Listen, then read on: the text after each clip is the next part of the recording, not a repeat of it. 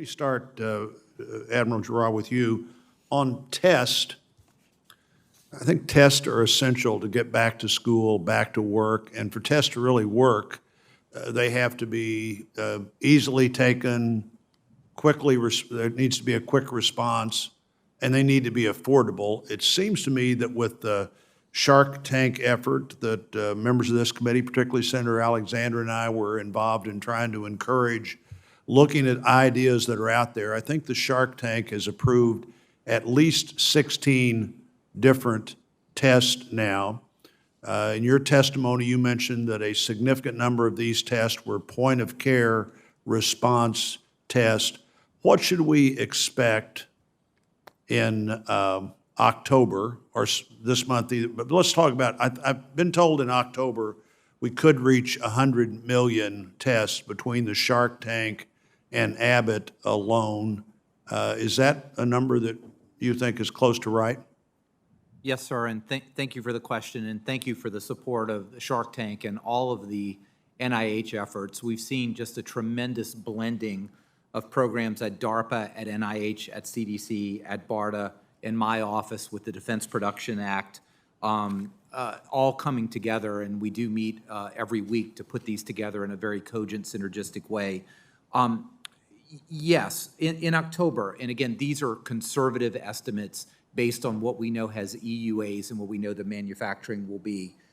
In October, we're looking at somewhere in the neighborhood of 125 to 135 million tests available.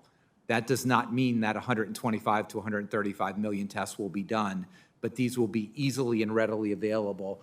And the majority of them, we really hit that inflection point, will be point of care. Good.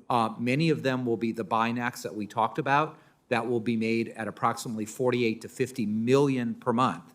Again, $5 test, 15-minute result, no instrument. Very, very important. But we're starting to see the point of care coming from the RADx program, the Shark Tank, really hitting the streets. So the next generation sequencing, the microfluidics platforms like Fluidigm, and some advanced point of care are all starting to hit from Shark Tank. And I think you said in your testimony that sometime this month we will have passed the first 100 million tests that people have taken. Is that right? Yes, sir. Today's total, as of about 5 o'clock this morning, was 99.3 million tests having been performed in the U.S. Those are viral tests, not serological tests. And starting the first of the year, sometime when this is from the outbreak of the COVID-19, right? Right. I mean, when I took over in March 12th, I think there were 15 or 20,000 tests done. It was a very small number. So this is ramped in a historic way, not just in number. Numbers are important, but it's the ecosystem, the point of care, absolutely, the laboratory. These all have to fit together in a. I think I'm right in assuming, but the three of you would know this better than anybody.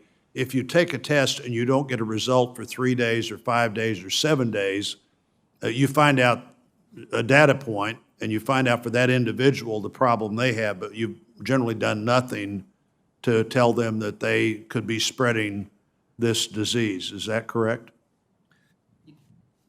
Clearly, we want tests to be turned around as rapidly as possible, and that's why point of care is so important.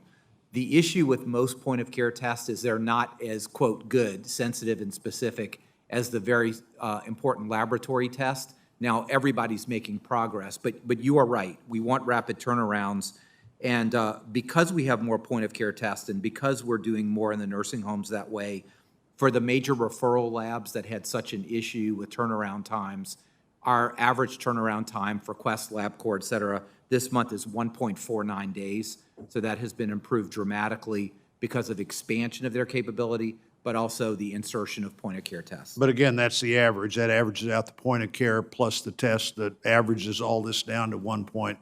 No, sir, that's just the referral laboratories. Got it. Quest Or down to 1.5. The other half of testing is either point of care or at your local hospital, which is generally either 15 minutes or within 24 hours. So the turnaround time, at least right now, with all the investments coming together, is under control. I think our sense, many of the members on this committee, certainly my sense of testing has been we want a test that millions of people can take maybe dozens of times and get the information at the time they take the test. And it sounds like to me that we're finally getting to where that's a realistic likelihood.